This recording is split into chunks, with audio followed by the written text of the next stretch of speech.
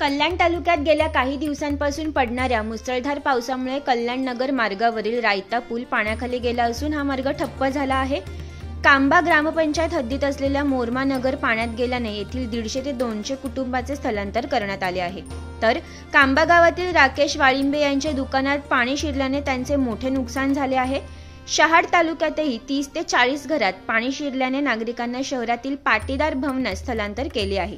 मुसळधार पावसाच्या पार्श्वभूमीवर कल्याणमधील नद्यांनी इशारा पातळी ओलांडल्याने सध्या कल्याण मुरबाड हा मार्ग बंद करण्यात आला आहे। तसेच शहाड ग्रामीण रुग्णालयात पाणी शिरल्याने रुग्णालय देखील बंद करण्यात आले आहे। तरी तालुक्यातील नद्यांचे पाणी ओसरले नाही तर यापेक्षा अधिक गंभीर परिस्थिती निर्माण होऊ शकते असे स्थानिकांनी सांगितले आहे। सागर डिजिटलच्या YouTube चॅनेलला लाईक करा, शेअर करा, सबस्क्राइब करा आणि अशाच ताज्या घडामोडी नियमित पाहण्यासाठी बेल आयकॉनला प्रेस करा।